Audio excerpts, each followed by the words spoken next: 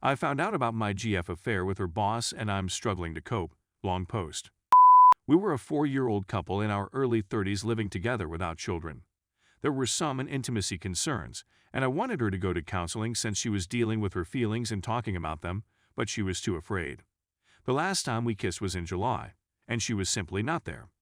Her demeanor shifted at that point, and she became aloof and irritable. 2 weeks later, we went out with some friends after work, and she took her boss with her. This is the first time I've met the man, and he says I seem pleasant, but we're playing on 2 teams because he likes my girlfriend. When I told my girlfriend about it, she seemed astonished and assured me that nothing was wrong. She became increasingly distant and resentful. I attempted to contact her, but she became enraged and gaslighted me, saying I was hallucinating.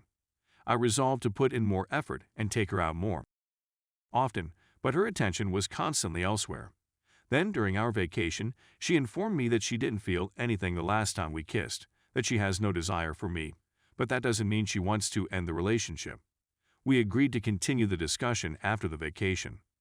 When we returned, I realized she had become addicted to her phone, engaging in more activities that did not include me. I was still in a state of denial. She texted me one Friday that she was going out for a drink with her boss. When questioned, she just said, "You want me to get permission? It was only a drink." She dumped me 2 days later. I said that I believed we could resolve our difficulties via couples counseling, and if she went to treatment individually. She began to have reservations about the split and said that she would seek the services of a therapist. When I questioned whether she had met anybody, she confessed to often messaging with her supervisor. He was hitting on her, which enhanced her self-esteem.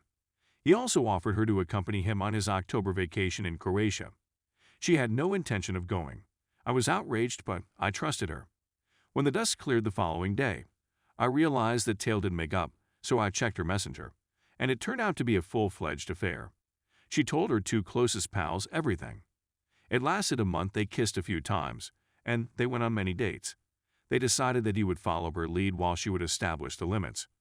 She knew it was simply a passing fling, but she was curious to see where it would go. She was the one who set up dates and kisses.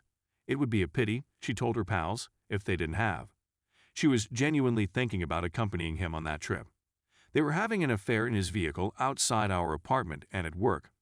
She boasted to her pals about how great it is to finally have a romance at work tale. My perception of her was destroyed. In these chats, she behaved like an adolescent experiencing her first infatuation.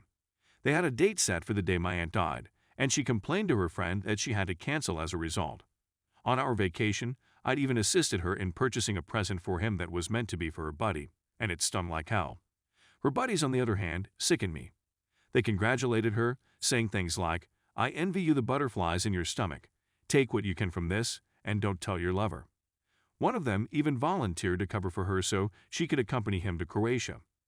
They never emphasized that it was wrong and that she may lose her job as a result. I also saw her live writing to her friends that her split with me was most likely a major mistake, and that we would most likely get back together soon, but she needed treatment to straighten things out. She also scheduled a meeting with her supervisor 4 days after we split up. I had never cheated on, and I assumed that physical things would be most painful, but wow, was I wrong.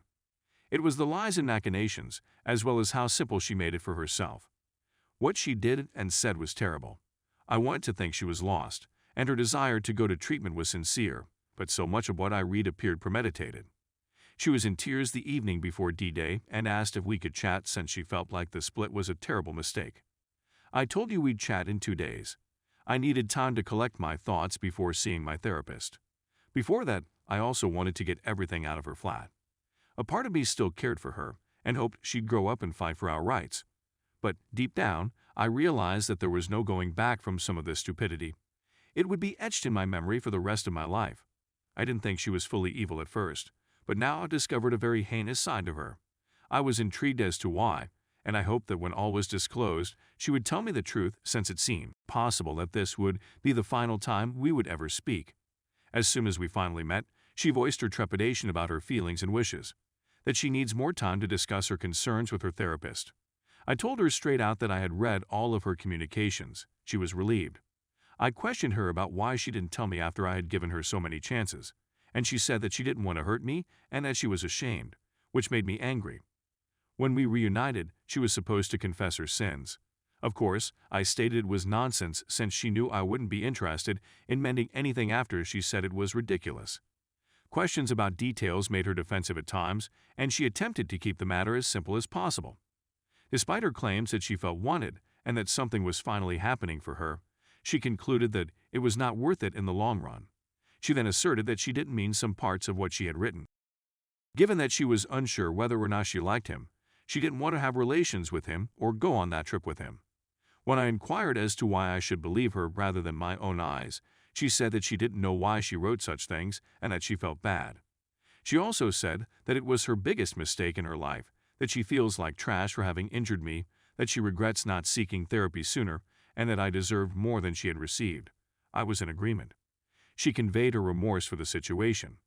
In response to my question about how she could be so ignorant as to jeopardize her profession, she said that it was no longer my concern.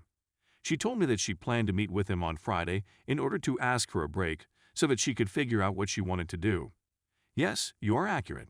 Her eyes were filled with despair as she looked at me. I said that I am quite displeased with her and have completely lost track of who she is. She responded that she didn't know either, but that she was determined to find out via her therapy. Upon inquiring about it, she informed me that it was most likely irreparably damaged. As a last statement, I said that I was unsure whether or not I would ever forgive her and expressed my hope that her therapy would provide her with the answers she sought. Then I turned and went away. It was by far the most challenging conversation I'd ever had. The ultimate result was that I did not get the answers I sought, and what I did receive was both disappointing and deceptive. She continued to be untrustworthy even after I confronted her, which disturbed me. I'm disappointed with myself for expecting she wanted to heal it, and I'm still thinking about these things a week after I first thought of them. This is naive, and I'm well aware of it at this point. It's completely illogical for me to want to be loved by someone who has caused me so significant damage. I'm hoping that these thoughts would go sooner rather than later. I know I should focus on myself and make improvements in my life, but it's really difficult for me to do so.